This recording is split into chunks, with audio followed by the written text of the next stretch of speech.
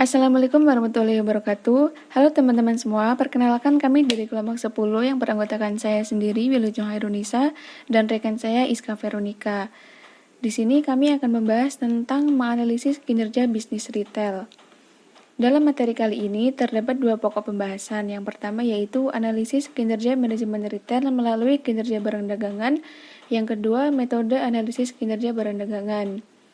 Pembahasan yang pertama, analisis kinerja manajemen retail melalui kinerja barang dagangan. Keberadaan rencana barang dagangan bagi sebuah retail dapat membantu peritel dalam memberi gambaran, khususnya pada bagian pembelian dan perencanaan barang dagangan tentang perkiraan dana yang harus dialokasikan pada beberapa bagian barang dalam setiap bulannya, sehingga prediksi objek finansial lain dapat terpenuhi. Rencana barang dagangan yang baik sangat membutuhkan adanya analisis kinerja barang dagangan. Tanpa analisis rutin yang dilakukan oleh retail untuk setiap kelompok barang dagangan, akan sulit membuat rencana barang dagangan yang baik. Kemudian pembahasan yang kedua, metode analisis kinerja barang dagangan.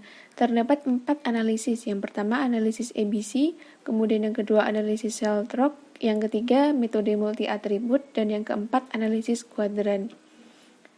Analisis ABC adalah analisis kinerja barang dagangan dengan cara mengurutkan peringkat barang dagangan dengan beberapa ukuran untuk menentukan barang mana yang kadangkala diperbolehkan habis atau out of stock dan barang mana yang harus dihapus dari stok. Terdapat dua langkah dalam analisis ABC. Yang pertama yaitu mengurutkan peringkat unit atau SKU, stock keeping unit dengan menggunakan satu kriteria atau lebih. Langkah yang kedua kemudian menentukan bagaimana barang dengan tingkat keuntungan yang berbeda harus diperlakukan dengan berbeda. Kemudian yang kedua ada analisis Shellrock. Analisis Shellrock adalah analisis kinerja barang dagangan dengan menggunakan perbandingan antara penjualan aktual dan yang direncanakan untuk menentukan apakah markdown awal dibutuhkan atau apakah lebih banyak barang yang diarsipkan untuk memenuhi permintaan. Kemudian yang ketiga, metode multi atribut. Metode multi atribut adalah metode untuk menganalisis kinerja barang dagangan, tetapi dalam metode ini melibatkan pembeli dalam retail untuk menjadi penilai dalam analisis multi atribut. Metode multi atribut ini digunakan untuk mengevaluasi penjualan barang dagangan dengan menggunakan nilai rata-rata berbobot. Nah, ini langkah-langkah yang dilakukan dalam menentukan analisis multi atribut. Yang pertama, membuat daftar kebijakan untuk dipertimbangkan dalam pengambilan keputusan. Kemudian, membuat bobot kepentingan. Di sini harus ditentukan oleh pembeli atau perencana beserta manajer dagangan.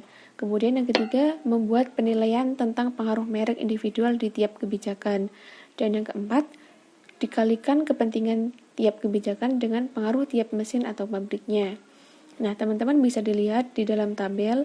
Yang pertama itu daftar kebijakan, kemudian bobot kepentingan, kemudian membuat penilaian, dan yang keempat hasil perkalian.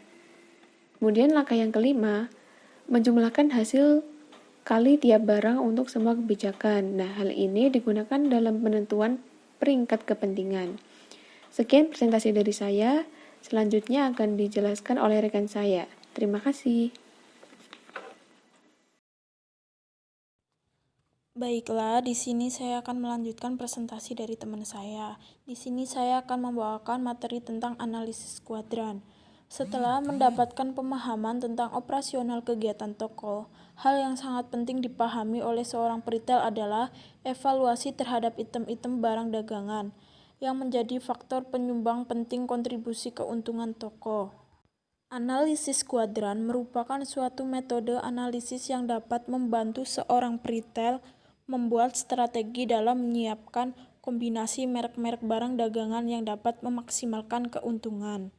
Analisis kuadran merupakan metode analisis dengan membagi kuadran menjadi 4 bagian, yaitu yang pertama kuadran winner, kuadran yang menunjukkan posisi merek yang mampu memberikan kontribusi profit terbaik bagi peritel, di mana merek barang dagangan yang berada pada posisi winner berarti memberikan sumbangan kontribusi gross profit margin yang cukup tinggi bagi toko.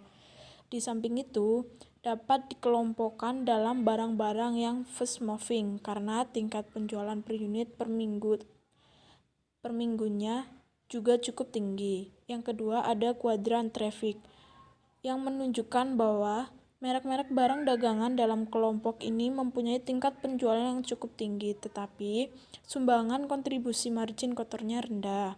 Yang ketiga ada kuadran sleeper.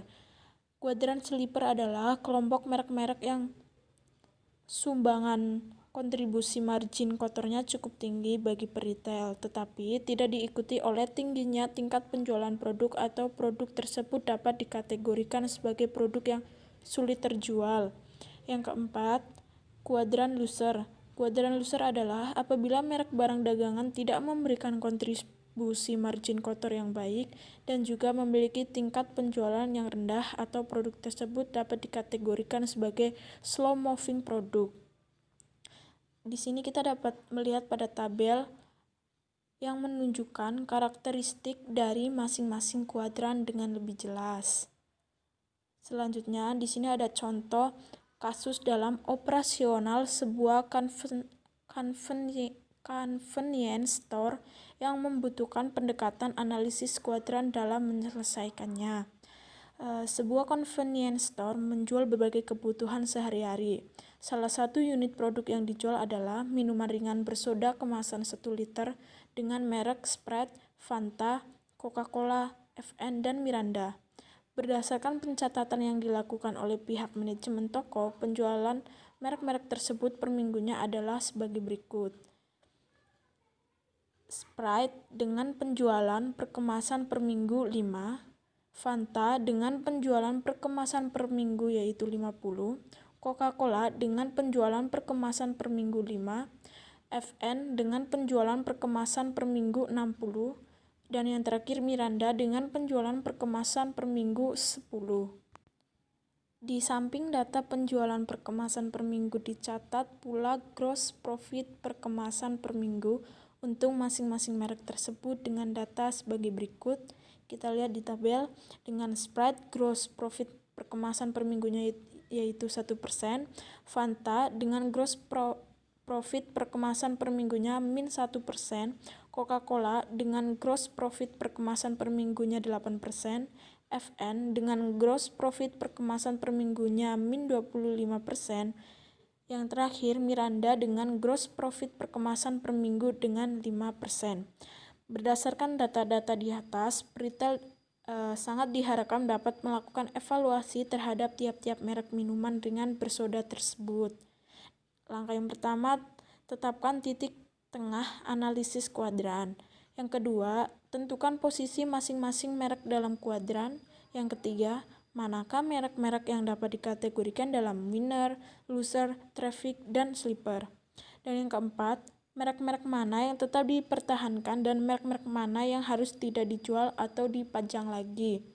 Yang kelima, bagaimana strategi yang harus dilakukan agar peritel mendapatkan keuntungan yang paling optimal dan merek-merek yang telah diputuskan untuk tetap dipertahankan tersebut. Yang keenam, tetapkan strategi tersebut dengan melakukan kombinasi strategi harga, promosi, dan lain-lain. Yang terakhir, gambarkan analisis kuadran tersebut dengan tepat. Nah, berdasarkan kasus tersebut di atas, peritel dapat melakukan perhitungan analisis kuadran. Langkah-langkah pertama yang harus dilakukan adalah menetapkan titik tengah kuadran melalui tahapan sebagai berikut.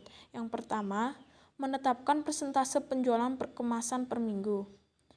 Yang kedua, titik absis atau sumbu X dilakukan dengan cara menjumlah hasil perkalian dari persentase penjualan per minggu dengan persentase gross profit. Dapat kita lihat pada tabel.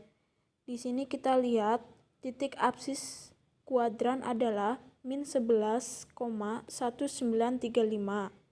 Yang ketiga, menetapkan nilai ordinat atau sumbu Y dengan rumusan total penjualan semua merek dalam 1 minggu dibagi banyaknya merek, yaitu 26. Yang keempat, menetapkan titik koordinat atau titik tengah kuadran yaitu absis dengan koordinat.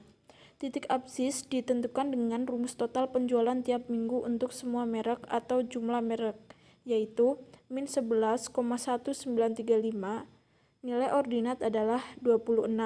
Dengan demikian, titik koordinat sebagai titik origin kuadran adalah min 11,1935 dengan 26. Yang kelima,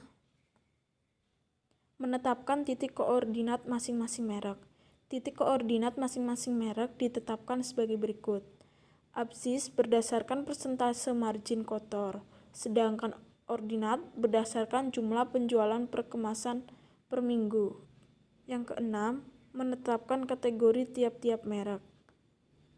Di sini, merek Sprite titik koordinat 1%,5 masuk dalam kategori sleeper.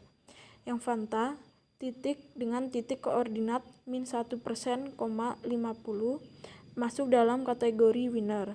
Coca-Cola dengan titik koordinat 8%,5 masuk dalam kategori sleeper. FN dengan titik koordinat min 25%,60 masuk dalam kategori traffic. Miranda dengan titik koordinat 5%,10 masuk dalam kategori sleeper. Dan yang terakhir, laksanakan analisis dan tetapkan strategi yang harus dilakukan untuk masing-masing merek. Sekian presentasi dari kelompok kami. Kurang lebihnya kami mohon maaf. Assalamualaikum warahmatullahi wabarakatuh.